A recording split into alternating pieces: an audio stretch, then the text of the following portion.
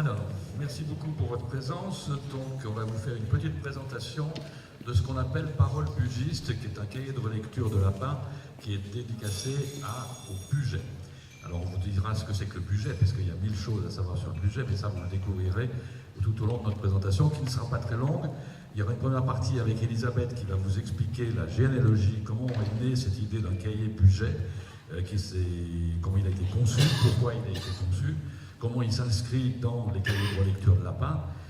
Et puis ensuite, on passera un petit peu les détails des différentes sections qui constituent ce cahier, en vous donnant un petit peu plus de précision, et bien sûr en vous lisant quelques extraits qui ont été retenus pour ce cahier. Donc je passe la parole à Elisabeth qui va vous expliquer ce qu'est cet objet, le cahier budget. Merci Patrick.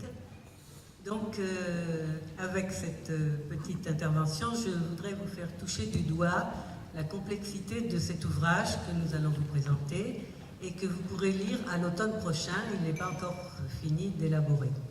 Il nous a demandé vraiment un travail énorme et l'équipe a travaillé d'arrache-pied déjà pendant plus d'1 an, équipe dont je tiens à saluer le dévouement et la compétence. Et il leur a fallu, justement, pour sélectionner les extraits qui figurent dans ce cahier, lire des milliers de pages, carrément des milliers, s'étendant sur près de 200 ans, depuis le milieu du XIXe siècle jusqu'à nos jours. Quant à leur étendue géographique, je laisserai à Patrick le soin de vous en parler, de crainte d'inclure dans le budget des zones qui n'en font pas partie, ou encore pire, de faire l'inverse. Alors, comme vous le savez déjà certainement, l'APA est solidement enracinée dans la ville d'Ambérieu, où ses archives étaient d'abord hébergées à la médiathèque de la Grenette jusqu'à 2017, et elles ont maintenant rejoint les archives municipales. C'est pourquoi, au début de 2023, il nous a paru tout naturel de consacrer un cahier au texte évoquant le budget d'une manière ou d'une autre. Voici comment ce cahier a pu prendre forme. Il faut dire qu'une première mention figurait déjà dans le compte-rendu du conseil d'administration de mars 23.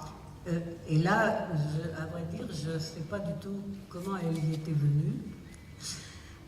Mais c'est en mai 23 que le projet a vraiment été lancé, avec une réunion informelle tenue en marge des journées de l'autobiographie de Lyon, le 28 mai.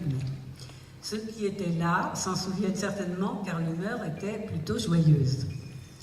Ainsi, il n'a pas fallu bien longtemps pour former un groupe de travail composé à peu près à parties égales d'apaïstes habitant la région, donc Patrick Charignon, Carole Roche, Marion Vallée-Carrecchio et Michel Vanet, et d'autres membres venant d'ailleurs, Claudine Krishnan, Bernard Massip et moi-même. Et le conseil d'administration du lendemain a entériné le projet en ces termes: cahier budget. C'est le cahier prioritaire pour 2024. Le travail va être coordonné par Patrick Charignon. Une partie des textes est déjà saisie, mais beaucoup ne sont pas encore lus et le seront par le groupe Embarrois. Alors, la composition mixte de ce groupe a entraîné la nécessité de travailler à distance et donc nos réunions quasi mensuelles ont eu lieu par Zoom. Mais dès ce premier contact, des bases étaient déjà établies, car le projet de cahier avait été précédé, à vrai dire, par le travail du groupe APA de Toulouse en 2022, ainsi résumé. Notre groupe Lecture Publique a travaillé activement avec la comédienne Anne-Marie Camus pour préparer des lectures théâtralisées sur le thème Ambérieu et ses environs, présentées à un public restreint à Toulouse en juin 2022, puis en ouverture des journées de l'APA en juillet, une lecture très appréciée. Certains d'entre vous étaient probablement présents à cette lecture. Il existait donc un listing du texte du fonds APA se rapportant au budget, listing établi par Bernard, qui allait nous fournir un utile point de départ. Pour commencer, nous avons déterminé les principaux objectifs. Nous avions besoin de définir l'extension géographique du budget. Le débat sur ses limites nous a donné l'idée d'inclure une carte dans le futur cahier. C'est celle qui figure ici. Un premier remue-ménage a fait apparaître quelques thèmes qui s'imposaient. Résistance et maquis, immigration italienne, budget rural et ambérieux cheminot. Parce que chaque cahier à pas de relecture du fond, est composé d'extraits regroupés en sections thématiques. Nous avons passé rapidement aussi à un chapitre à part pour traiter de la présence du budget dans la littérature. Quels écrivains en avaient parlé dans leurs écrits autobiographiques? Les noms de Charles Julier, de Gertrude Stein, de Roger Vaillant émergent déjà. Je me suis proposé pour me charger de cette section et au fil de mes recherches, j'ai découvert des textes magnifiques de Lamartine, de Gérard de Nerval, d'Aragon et encore de plusieurs autres. Les réunions suivantes vont essentiellement se consacrer à des questions de logistique, quelque peu fastidieuses mais indispensables. Il fallait répartir les textes non encore lus entre les membres du groupe, qui devaient ensuite en transcrire les extraits exploitables. La première sélection contenait plus de 80 auteurs, la dernière n'en a conservé qu'une trentaine. Il fallait définir le volume du cahier, qui s'établira finalement à 100 pages, la quantité d'exemplaires à fabriquer et demander un devis à l'imprimeur en fonction de ces paramètres. Il fallait aussi établir un rétroplanning pour effectuer à temps les tâches nécessaires et créer un cloud afin de faciliter la circulation des textes et plus généralement la communication entre les membres du groupe. Nous devions aussi contacter d'éventuels sponsors parmi les entreprises de l'espace géographique défini. Enfin, nous nous sommes assurés de faire corriger les textes transcrits par un apaïste à l'orthographe infaillible. Tout le monde connaît Denis Dabadi.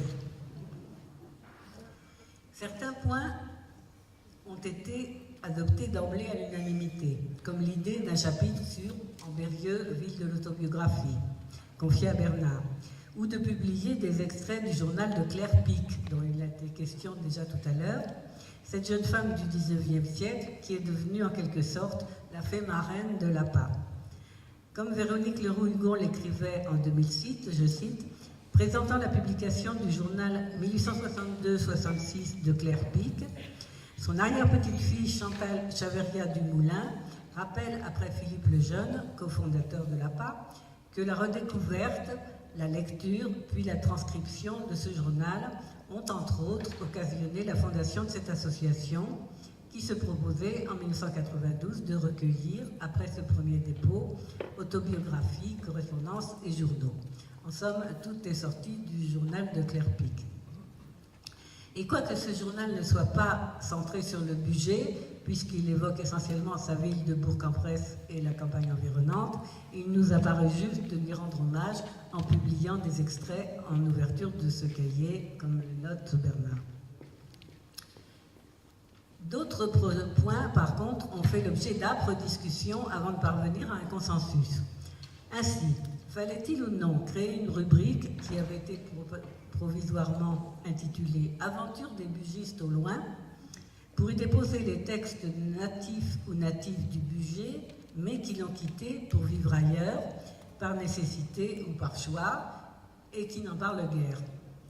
Finalement, c'est l'abondance des textes relatifs au budget même qui nous en a dissuadés. Ils devaient être prioritaires. Les textes des bugistes au loin seront simplement mentionnés à la fin du cahier dans les notices de présentation. Alors, les extraits tirés du fond à pas vont constituer bien sûr la substance du cahier, mais il convient aussi de l'entourer d'une présentation appropriée. Et pour cela, nous avons sollicité le maire d'Ambérieux et les autres autorités locales pour qu'ils nous donnent quelques mots d'avant-propos. Nous avons demandé à notre président d'honneur, Philippe Lejeune, un petit texte dans lequel il rappellerait les raisons du berceau en barois de l'APA, dont j'ai parlé tout à l'heure, et sa propre relation d'attachement au budget. Patrick est également entré en contact avec la société savante qui s'appelle tout simplement Le Budget, pour qu'elle nous donne un texte court qui définirait l'identité du lieu, et ce texte nous a effectivement été envoyé par sa présidente Cécile Lhéritier. Nous avons fait également un important travail de recherche auprès de diverses sources pour trouver des illustrations.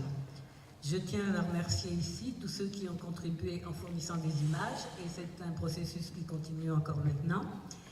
Et en particulier, je remercie Jean-François Dupont qui nous a aimablement permis d'utiliser une partie de ses travaux de photographie. Enfin, pour compléter ce portrait du budget, nous avons choisi aussi d'évoquer des lieux de mémoire tels que la Maison d'Isieux, le château de Gramont à Cézérieux ou encore l'abbaye de Saint-Rambert en Bugey. Patrick va vous en parler tout à l'heure.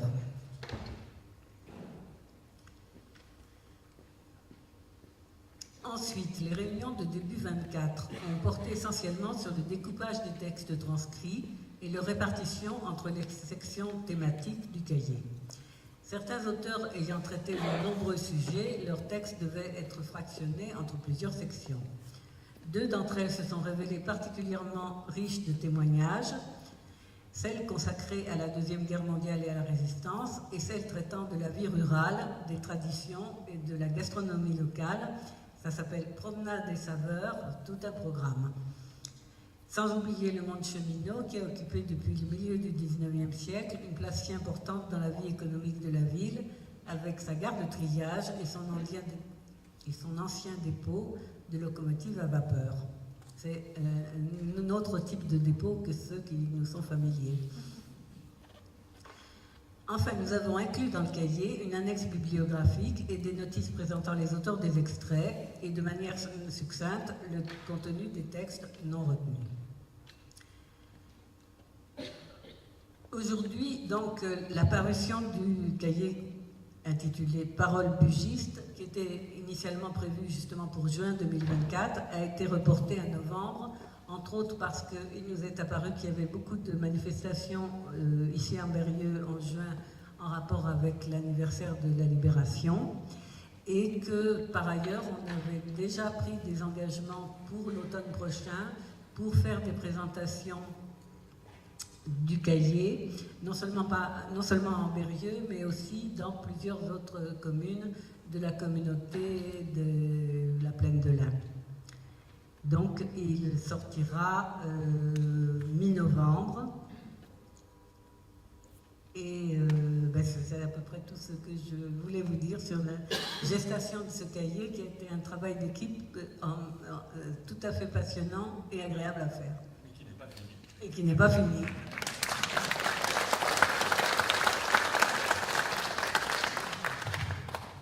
Merci Elisabeth pour ce travail, pour nous rappeler comment on a travaillé, comment on a procédé. Je crois que c'est important pour essayer de fédérer, parce qu'effectivement il y a eu plusieurs discussions, des choix de textes, c'est jamais facile de choisir, et puis on a une limite, on a 100 pages.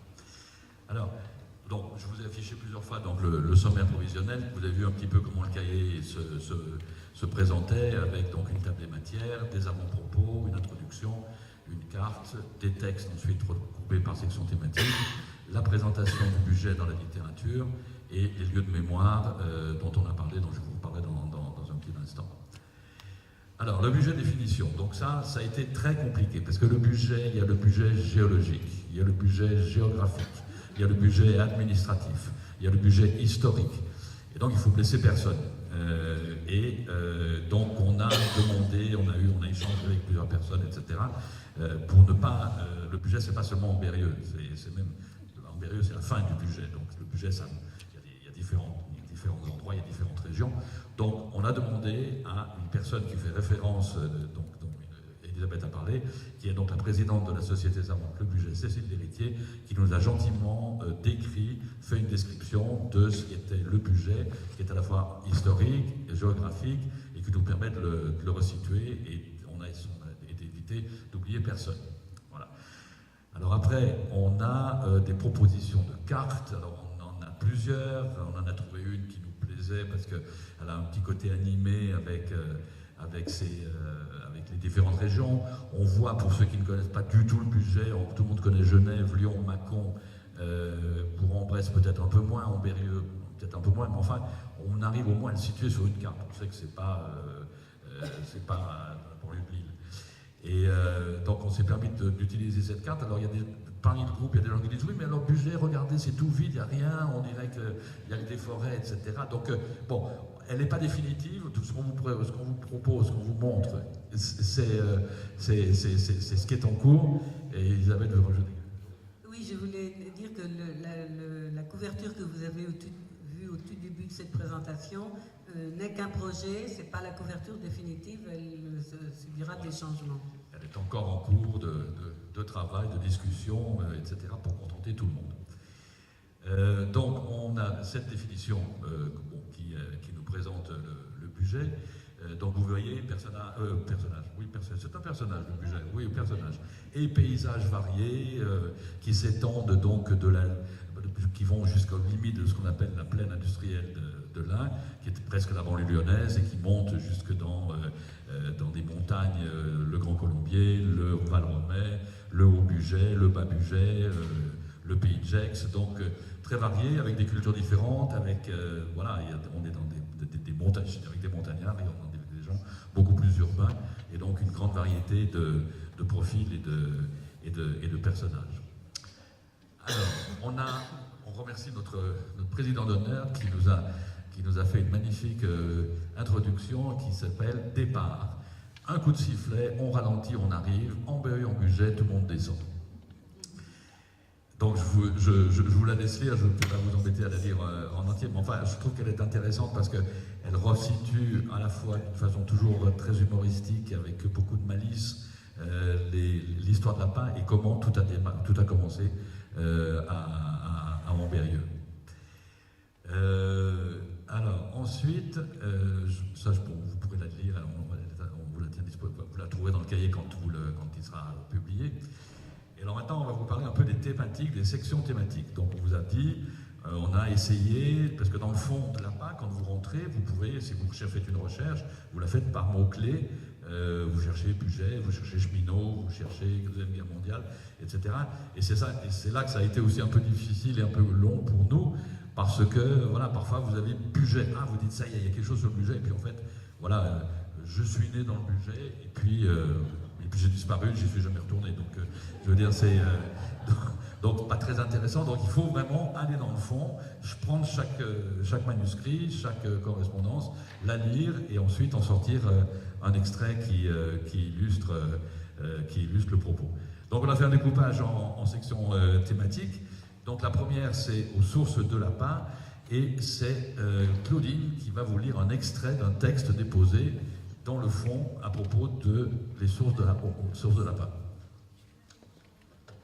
Claire Pic a 15 ans quand elle écrit au sujet de son journal. Voilà comme j'aime à écrire mon journal. Seule, le soir, au coin du feu, le cahier sur les genoux et la lampe derrière l'épaule. Ma pendule me pousse doucement car il est une heure que je ne dépasse pas. Sur ma table sont les livres que je viens de quitter, volontiers ou à regret. Mon piano semble frileux sous sa couverture de nuit. Et enfin, perspective charmante pour une dormeuse comme moi, je vois mon lit entrouvert comme pour m'appeler et me montrer ma place, où je serais si bien tout à l'heure sous l'édredon de soie verte. Ce soir, j'entends un murmure monotone. C'est le voisin qui fait une lecture à sa femme. Avec le tic-tac de la pendule, quelques crépitements d'étincelles, quelques portes qui se ferment dans le quartier, voilà ce qui trouble le silence. C'est un bon moment pour rêver. Il fait bon laisser passer devant ses yeux les images, les souvenirs doux au cœur, faire des projets, même irréalisables, entretenir avec ses aimés des conversations dont seuls on fait les frais et qu'il est si facile de conformer à ses plus secrets désirs. Il fait bon encore, et c'est peut-être ce que j'aime davantage. Prendre la plume et se faire à soi-même les plus intimes confidences. Fixer sur un miroir discret et fidèle les faits, les impressions, les souvenirs de la journée écoulée, de cette journée qui ne reviendra jamais, qui sera peut-être pour nous un remords, un regret, une consolation, selon comment nous l'aurons passé.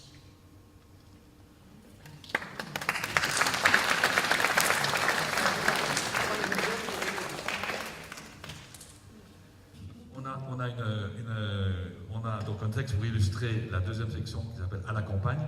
Et c'est Carole qui va vous la lire. Je commencerai par une petite présentation de l'auteur. Elle s'appelle Jeanne Borget.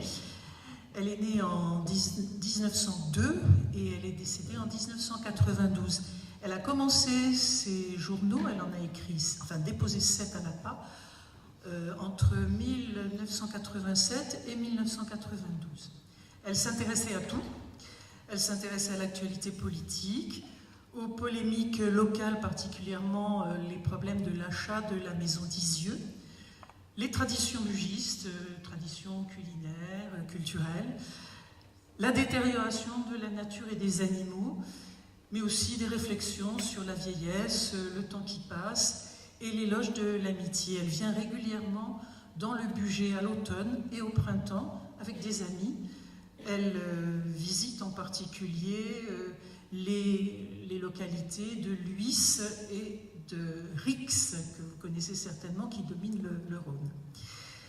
Dans ce texte, elle prend la défense de la nature, de la diversité de la nature à propos de l'abattage d'un lynx aux environs de Luis. C'est donc une écologiste avant l'heure. Lundi 5 septembre 1988. Je ne peux pas laisser passer dans l'actualité le fait divers très désagréable qui vient de donner une regrettable publicité à mon petit Bugey, région ordinairement tranquille, presque somnolente et même discrète, au point d'être presque ignorée de ses proches voisins tant elle est modeste. Or, elle vient de se signaler à l'attention publique par l'abattage sournois et illégal d'un lynx femelle dont le corps a été déposé nuitamment devant la gendarmerie de Luis, l'auteur de l'opération s'étant bien gardé de se faire connaître. Chacun doit savoir que le lynx, petit félin carnivore mais pas dangereux, est une sorte de gros chat sauvage disparu de nos régions depuis longtemps et réintroduit récemment par les écologistes défenseurs de la nature, en Suisse d'abord, puis chez nous par la force des choses. Animal vif et gracieux qui a sûrement son rôle parmi les êtres vivants, il s'est acclimaté et jouit de la protection des lois. Le Bugey rhodanien devait lui convenir, avec ses bois et ses demi-montagnes. Par malheur, il a rencontré de redoutables ennemis, les éleveurs de moutons, jusqu'à présent seuls intéressés par ces régions favorables. Et c'est l'an dernier, un certain nombre de moutons ayant été mis à mal, on a aussitôt attribué le méfait au lynx qui fréquentait ces lieux. C'est alors qu'un individu s'est octroyé le droit de faire justice en tuant la bête jugée responsable du carnage. Le problème est de savoir s'il n'y avait pas de solution moins barbare et moins radicale au problème de la cohabitation. Le justicier a bravé la loi. Il n'en avait pas le droit. On sait depuis longtemps que l'homme veut la terre entière pour lui tout seul et qu'il se comporte partout en maître absolu. Le cas d'aujourd'hui, malheureusement pas unique, n'est qu'un aspect du problème de cette cohabitation qui se présente partout maintenant dans notre planète surpeuplée et mal gérée. Pour ma part, je suis d'autant plus navrée que l'incident actuel se produit dans ma région familiale. Et d'autre part, je suis toujours l'ami des bêtes, sauvages ou non, résolu à les défendre en tout lieu et en toutes circonstances. L'aventure de ce pauvre lynx m'attriste donc profondément, et c'est le cœur anxieux que je vais en suivre les péripéties finales, avec la crainte de ne pouvoir espérer une solution acceptable au problème homme-animal, toujours brûlant sur notre planète sans défense.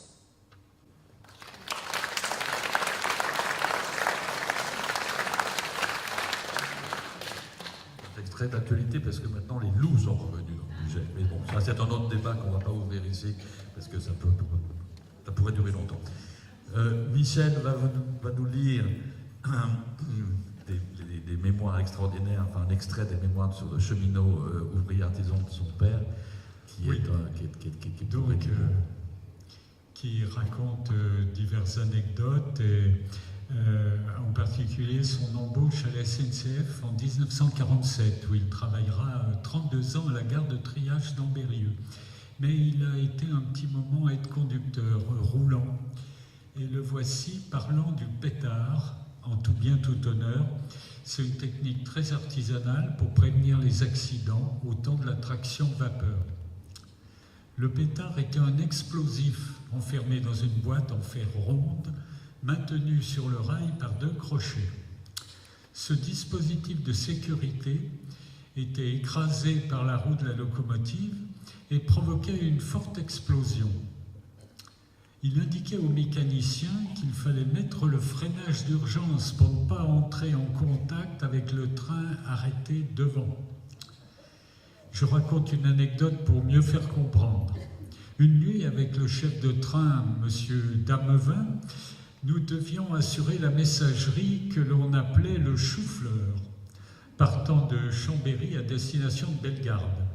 La composition était la suivante, un fourgon et 2 wagons de primeurs, d'où les choux-fleurs, en saison. Le départ eut lieu à 2h du matin. Sa marche était de 110 km/h et directe jusqu'à Culose. Avant la gare d'Aix-les-Bains, nous trouvons un disque de ralentissement et le signal d'arrêt, rouge. Le train arrêté, devant, voici le chef de gare qui vient vers nous. Il remet au mécanicien un bulletin de marche prudente en lui disant « Je viens de recevoir un coup de téléphone d'un garde forestier. Il a entendu le bruit d'un éboulement dans la montagne. » Nous repartons d'Aix-les-Bains. Le mécano a la tête en dehors. Il scrute la voie devant sa machine. Au bout d'un certain temps, ne voyant rien d'anormal, il va pour augmenter la vitesse. Mais tout à coup, l'obstacle est sur la voie. Il met le freinage d'urgence et c'est l'arrêt brutal. Nous descendons en vitesse, c'est la stupéfaction. Un rocher d'une 40aine de tonnes se trouve bel et bien sur les voies, à 5 mètres de la locomotive. Je saisis mes pétards et je m'élance en arrière, dans la nuit à toutes jambes, pour aller couvrir. Je pose 3 pétards à la suite et reviens en arrière. Peu après, ce sont les explosions et le crissement des freins jusqu'à l'arrêt du convoi qui nous suivait. En arrivant vers le rocher, j'entends mon chef, Damevin, qui s'écrie de sa plus belle voix. « Il nous a sauvé la vie, ce garde. Moi, je lui donne tout ce que j'ai. » Et le mécano disant à celui du train arrêté, « Oui, ça allait faire mal à 110 km/h. Il est vrai que le lac du Bourget était là, à 2 pas, pour recevoir nos dépouilles. » Maintenant, pour Souvenirs d'enfance, nous avons un texte de Michel Flamand que va nous présenter Elisabeth. Donc, Marcel Flamand est né en 1936. Il était originaire de Lagneux et il est né d'une grande fratrie. Et il s'est trouvé quasiment en soutien de famille, du coup, quand son père est revenu très affaibli de la guerre. Suivant la tradition familiale, il devient ébéniste et gérera pendant un temps une petite entreprise artisanale. Il déposera plusieurs récits d'enfance et de jeunesse à l'APA avant de faire publier en 2016 une autobiographie plus écrite intitulée « Toi mon miroir » de 1936 à ce jour. Et donc l'extrait que je vais vous lire porte sur une distribution des prix en 1950. À l'ombre d'un ancestral marronnier, Piaf fait un groupe de gamins de 14 ans, alors que les parents se tenaient en retrait, en contemplant la scène et en bavardant de la pluie et du beau temps. Tous attendaient la litanie des élèves reçus au certificat d'études primaires. Le lourd portail s'ouvrit lentement avec un grincement lugubre, comme pour amplifier une peur latente. Monsieur le maire franchit le seuil en premier, avec écharpe, pour donner plus de solennité à l'événement. Il est suivi par la directrice de l'école de filles, avec son éternel foulard rouge. Puis venait notre propre directeur. Un petit speech de chacun, le maire sur l'avenir de la nation et sur notre propre avenir, un discours fait pour être à l'écoute de notre belle France, pour refuser d'être dirigé d'outre-Atlantique. Nous en moquions royalement et nous ne parlions que de son infortune conjugale. Puis ce fut la directrice, nous connaissions son laïus. Rejoindre dans la lutte des classes laborieuses, en aucune façon elle ne souhaitait que nous élevions notre instruction de peur de sortir de ce giron matérialiste. Puis enfin notre directeur, vous avez été de bons élèves, soyez de bons citoyens. Il nous avait montré le fronton de l'école où était écrit « Liberté, égalité, fraternité » en nous disant que c'était un cadeau des révolutionnaires. Savait-il, le bougre, que cette même devise était celle du compagnonnage bien avant la Révolution, au dire de mon grand-père qui en était membre. Suivant leurs souhaits, nos jeunes oreilles auraient dû être incrustées par ces moments et nous aurions dû être plus réceptifs. Mais les paroles familiales priment parfois sur celles des dignitaires endimanchés. La directrice nous parla aussi des jeunes de notre âge, qui étaient tombés sous les balles de la dictature nazie. C'était il y a 6 ans, sous nos yeux, comme si nous ne nous en souvenions pas. Perdait-elle la mémoire ? Notre directeur, lui, se contenta de dire que nous avions été de bons élèves et qu'il était content du résultat. Seule fausse note, il glissa perfide. Peut-être que certains auraient pu travailler davantage au lieu d'aller à la messe. Et il venait nous parler de liberté. Ces personnages avaient chevillé au corps leur profonde conviction politique. En cet instant, j'aurais souhaité une confrontation du curé de notre caté avec l'un d'eux, mais il se fuyait comme la peste. Le curé qui nous disait qu'il était impossible que l'homme descende du singe, et surtout pas le pape, en aucune manière, que Darwin était un fou avec son évolution des espèces. Et à l'école, l'instituteur disait « L'homme, il y a des milliers d'années, grimpait aux arbres, mangeait ses frères pour se nourrir, mais aussi son cerveau pour prendre son esprit. » Il n'avait pas d'outils et ne pouvait donc pas confectionner une croix. À défaut de cette confrontation, il me faudra chercher par moi-même plus tard. La contradiction n'est-elle pas l'essence même de la pensée ? 2 réflexions et l'homme réfléchit.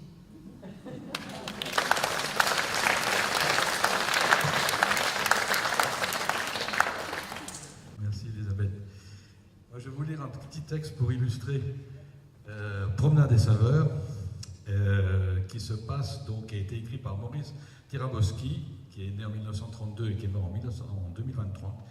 Et il a écrit je vous le montre, je voulais les montrer aussi pour les autres. Donc voilà, ça ce sont le dépôt de Robert Vanet, le père de Michel, qui a écrit toutes ces histoires dont l'extrait a été lu.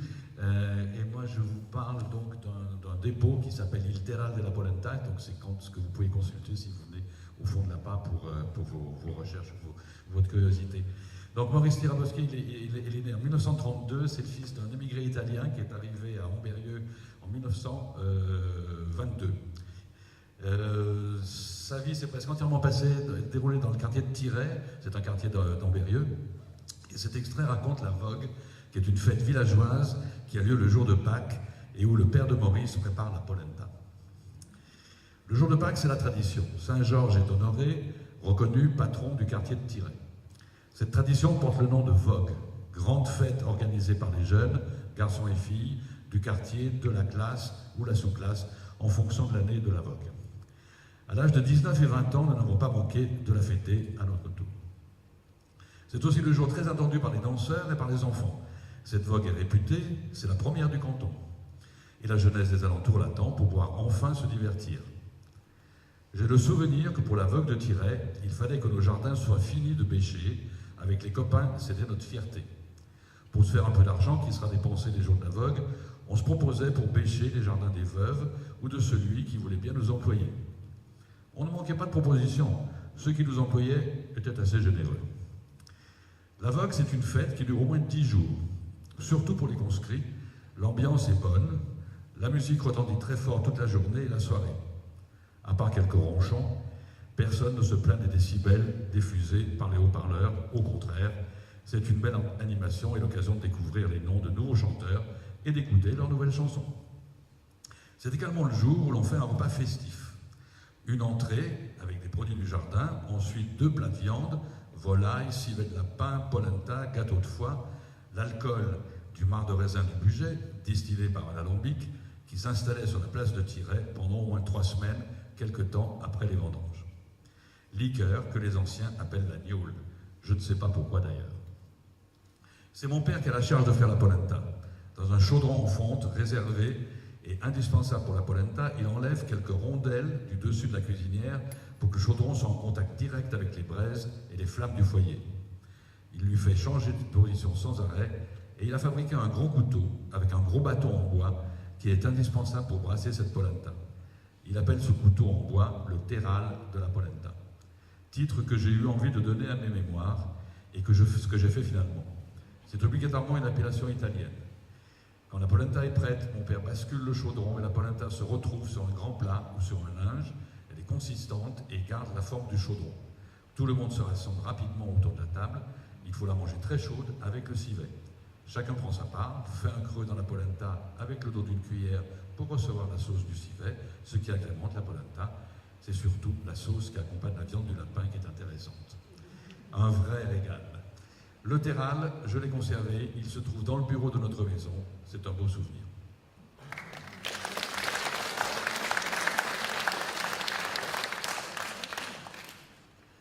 Et pour terminer la sélection donc, de nos sélections thématiques, donc Ambérieu, ville de l'autographie, avec un extrait qui sera lu par Bernard. Oh, pardon, j'ai sauté Marion. Non, j'ai sauté Marion, désolé, excusez-moi. Donc, nous avons en plus la chance, pour l'extrait de Deuxième Guerre mondiale, nous avons la chance d'avoir ce soir parmi nous des descendants de la personne qui a déposé et qui a écrit l'extrait que Marion va nous lire. Louis Bouvard, 1934-2019. Mes joies, mes peines, ma vie. C'est le titre de son livre. C'est quelqu'un qui a fondé la compagnie du Singe Vert, si vous me corrigez, c'est voilà, d'équilibriste, qui a une certaine renommée, qui a circulé. Mais là, c'est un texte sur Louis Bouvard à 6 ans, en 1940. Je me souviens également de la nuit du 6 au 7 juin 1944. Le maquis avait saboté 52 locomotives, la plaque tournante et un atelier d'entretien au dépôt SNCF. Toutes les 2 minutes environ, nous apercevions une lueur suivie d'un grand boom. Nous nous demandions ce qui se passait. Finalement, la dernière explosion a été plus forte que les autres. C'était la plaque tournante qui sautait, et puis plus rien. Le lendemain, nous avons appris que le maquis, dont mon futur beau-père faisait partie, avait fait plus de mal et paralysé le trafic SNCF que les bombes larguées par les Américains à trop haute altitude le 25 mai 1944. Puis, fin août, début septembre 1944, la 2e division blindée arriva avec des camions, des chars. Ambérieu était libéré. Nous ne savions pas ce qui arrivait, cela faisait énormément de bruit, avec des centaines de chars qui passaient et le sol vibrait. Nous allions les voir sur la grande route, et les soldats nous lançaient des biscuits sous papier cellophane, et nous étions très surpris, car nous ne savions pas ce que c'était. Ils nous lançaient aussi des paquets de cigarettes et des chewing-gums. Je ne savais pas également ce que c'était, mais quelqu'un nous a dit « cela se mange ». Nous en avons avalé quelques-uns avant de comprendre qu'il ne fallait pas les avaler, mais les mâcher. C'est lors de ce défilé que je vis pour la première fois des hommes noirs.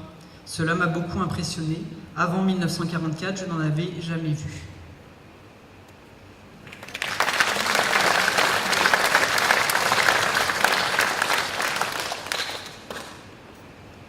Et voilà, et pour conclure, donc, Ambérieu, ville de l'autobiographie, c'est Bernard qui va nous lire un extrait sur cette thématique.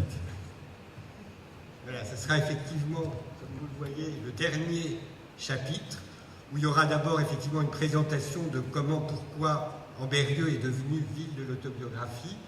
Et le contenu de cette section, ça va être un certain nombre de récits de gens qui ont participé à des journées d'autobiographie. Nous sommes aux 31e journée d'autobiographie et ce sont les 15e qui ont lieu à Ambérieu. Donc vous voyez, il y a de la matière à différentes époques, à différents moments de la part, de retrouvailles qui se passent ici. Celles qui vont être évoquées maintenant sont celles de 1999 par Malou de Gaulmin. nous venions, Pierre et moi, pour la première fois aux Journées de l'APA. Et si nous connaissions déjà les organisateurs, nous ne connaissions pas les membres de l'association qui étaient venus de toute la France, plus nombreux que nous n'imaginions. L'APA ouvre un espace de rencontre inattendu ou inespéré entre des personnes que leur région, leur mode de vie, leur génération séparent. J'ai beaucoup apprécié la présence de gens de tous les âges et la qualité d'écoute et d'attention que chacun recevait des autres. Il était évident pour tous que l'expérience de chacun était précieuse et que toute personne accroît le patrimoine commun par le témoignage de sa vie. J'avais d'abord imaginé que l'APA recueillait des documents d'archives familiales des siècles passés, dont les descendants cherchaient à se défaire sans les faire disparaître. Il se constituait ainsi un gisement pour de futurs chercheurs et une mémoire collective des gens anonymes. J'ai découvert dans les gardes de mémoire que les déposants étaient souvent les écrivains et qu'ils confiaient leur ouvrage à peine achevé à ce fonds de l'APA, sans l'espoir d'une éventuelle publication, mais dans l'attente d'une sorte de reconnaissance donnée par les membres de l'association, par l'archivage et par la conservation.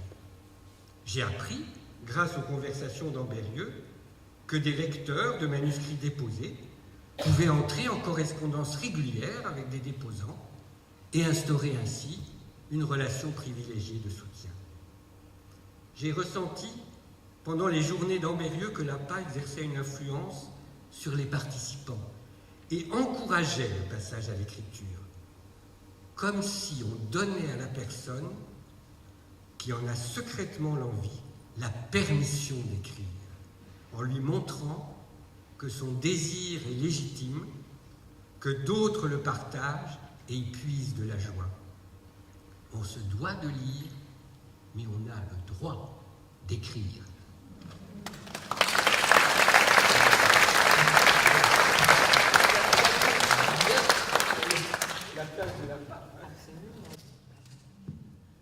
Alors voilà, on vous a donc expliqué un petit peu ce qu'on allait prendre dans le fond, les textes, comment on les avait sélectionnés, comment on les lisait, comment on les retranscriptions qu'on a faites, comment ils étaient classés par chapitre thématique.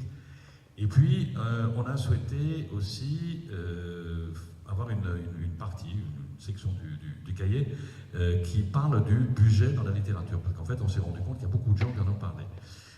Donc, comme l'a dit Elisabeth, on a Lamartine, on a Charles Julier, on a Claudel, on a Gertrude Stein, qui tous ont fait référence au budget, qui ont séjourné, qui ont vécu, qui l'ont traversé, qui sont restés parfois pas très longtemps, mais qui les a tous marqués. Et donc on aura dans le cahier, on aura des extraits des passages où ces personnes, ces gens, ces écrivains connus et moins connus parlent du budget.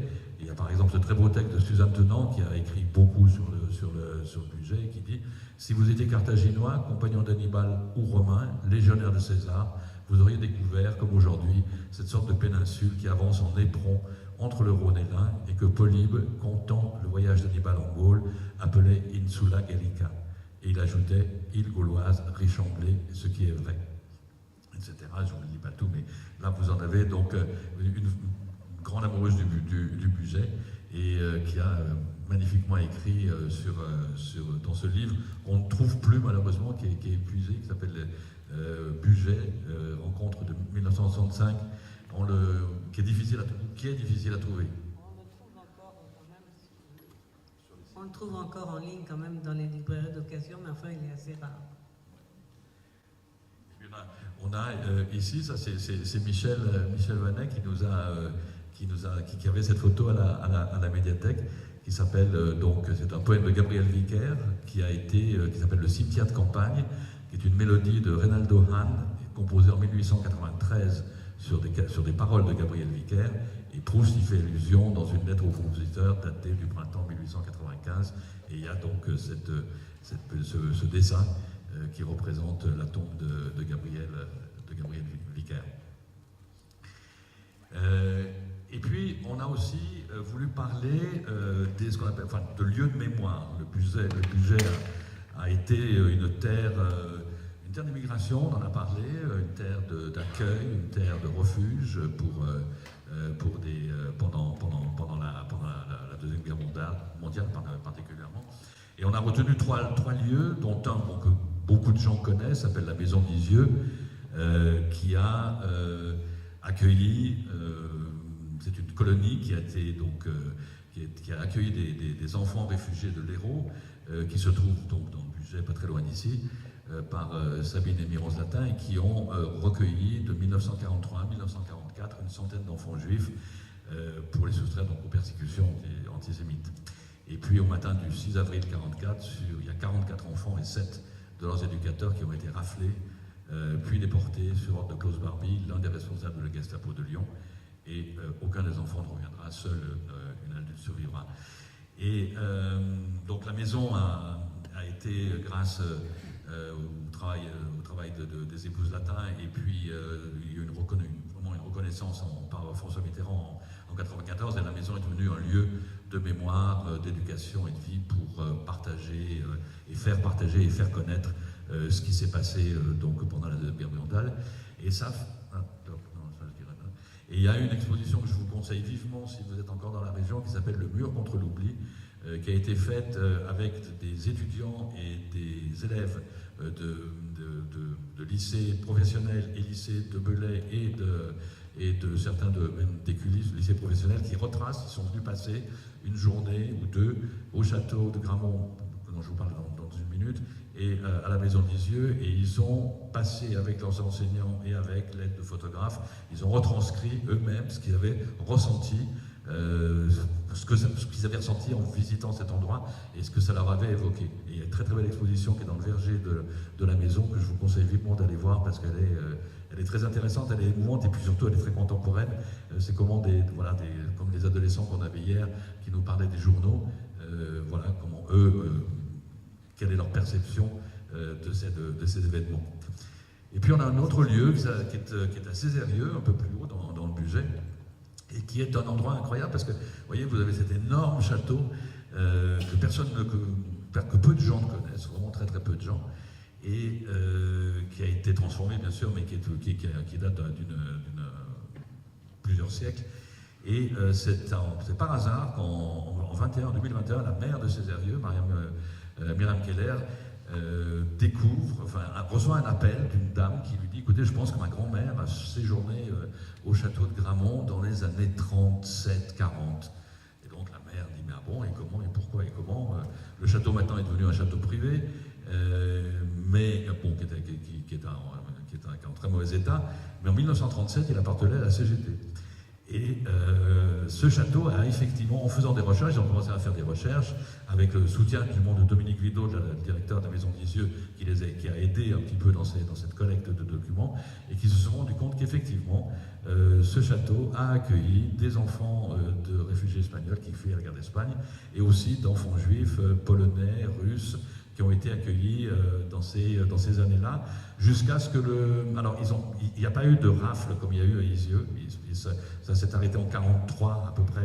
On est au début de découvrir ce qu'est cet endroit. Il y a différentes commissions. Il y a une commission patrimoniale, parce que je vous dis, il n'y a pas grand-chose sur le château disponible, mais il y a aussi une commission mémorielle qui est en train de collecter le maximum d'informations pour voir un petit peu comment ça se passait. Mais ça a réveillé des mémoires, et c'est souvent comme ça. Il y a d'un seul coup quelqu'un à Césarieux qui s'est dit: ah mais oui, je me souviens, mon grand-père montait du pain au château, bon, je ne savais pas trop pourquoi. Et donc du coup, voilà, des choses se découvrent, et il y a certainement, on travaille, on suit de près un petit peu ce qui se passe avec cette association, parce que je trouve que pour les lieux mémoriels, elle est très intéressante. Et puis le troisième lieu qu'on a choisi, c'est l'abbaye de Saint-Ambert en Bugey, qui a accueilli entre 1949 et 1979 plus de 500 petites filles de pères présumés français. Alors, il y a eu effectivement pendant ces années-là les mères d'enfants dont le père était présumé français on leur a enlevé leurs enfants pour les amener en France. les filles à Saint-Rambert et les garçons en Anjou. Et d'ailleurs, il y a un livre qui est en train de sortir là et qui est très intéressant, qui raconte justement toute cette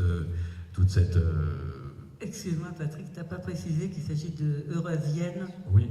et de mères vietnamiennes. Oui. Oui, bien sûr. Non, pardon, l'amicale des Eurasiennes, oui, Eurasiennes, merci Elisabeth. Bien sûr, parce que donc, ça se passe pendant la guerre d'Indochine, ça se passe en Indochine, et donc des enfants vietnamiens, cambodgiens, laotiens, etc. Voilà. Et donc, voilà, il y a tout un travail qui a été fait, et il y a une association qui s'est créée, qui s'appelle l'Amicale des Eurasiennes. Ce sont des dames qui sont maintenant assez âgées, puisque quand elles sont arrivées, en 49, elles avaient entre 5 et 6 ans, et qui ont vécu dans cette abbaye, qui ont, certaines, très peu, ont essayé de retrouver leur père, mais ça c'est très difficile. Et puis il y a beaucoup, on a un dépôt à Lapin d'une eurasienne qui raconte qu'elle a essayé de faire des recherches, de repartir, etc. C'est Claudine qui l'a écouté. Et là, pareil, cette amicale voilà, nous raconte avec beaucoup d'émotion ce qu'elles ont, leur quotidien et comment elles vivaient, comment elles étaient plus ou moins intégrées, comment bon, oui, voilà, on les traitait de sales shintok, mais c'était, elle répondait, toi, le sale paysan, tu vois, je veux dire, c'était, donc, il y a toute cette époque où elles ont vécu dans cette abbaye, où elles ont été aussi, il y avait des services éducatifs, elles allaient à l'école, elles étaient, donc voilà, elles ont créé cette association, et on est en train de voir un petit peu aussi comment on pourrait peut-être avoir certains témoignages pour nous, pour Lapin, parce qu'il n'y a rien d'écrit, il n'y a pas d'écrit, ou très peu, et comment... alors ça se réveille en fait à la deuxième génération, c'est-à-dire que c'est les petits-enfants maintenant qui questionnent leur grand-mère, qui leur disent mais comment t'es arrivé là, qu'est-ce que tu as fait, etc. Donc on considère peut-être la possibilité avec Denis et puis d'autres personnes pour voir si on pourrait collecter des témoignages de ces eurasiennes. Voilà, donc je crois qu'on a fait un petit tour de ce que sera ce cahier qui sortira donc à l'automne, qu'on sera heureux de présenter, plus en détail, etc. et avec les journées d'animation qui correspondront. Oui, je voulais juste préciser que sur le stand des publications, vous avez des formulaires de souscription pour acheter le cahier à l'avance avec un prix préférentiel. Il faut le précommander, ça va s'arracher comme des petits pains, je vous préviens. Voilà, il y a beaucoup de gens, et hors budget, qui sont très intéressés par ce cahier. Et puis je crois que c'est aussi, je crois que c'est la première fois qu'on fait, je ne sais pas si on l'a dit. Un cahier à thème géographique, mais ça ne sera certainement pas la dernière. Voilà, merci pour votre...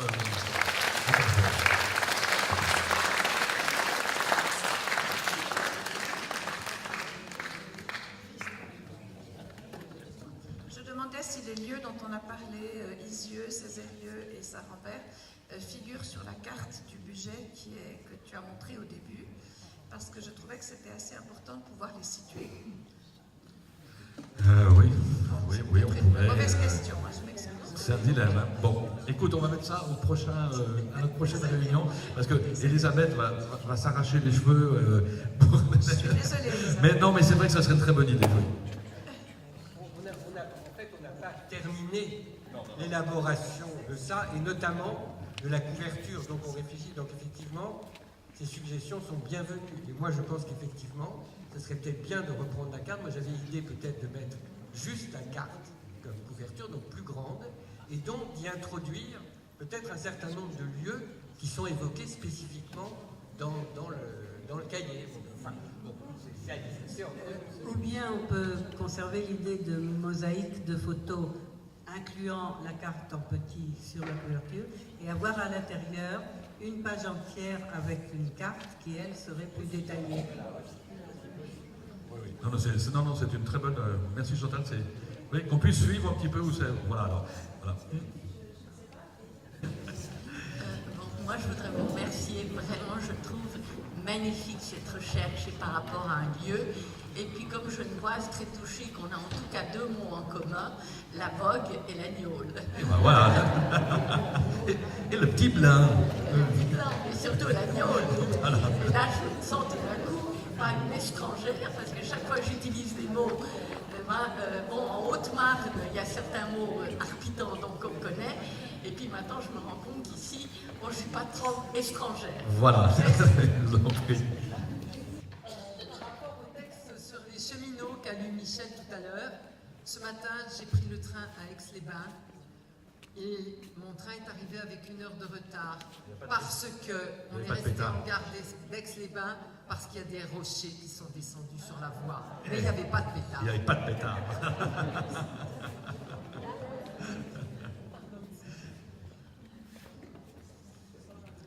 Bon, et bien écoutez, merci beaucoup. Et puis maintenant, donc, on passe aux cartes blanches. Voilà, merci.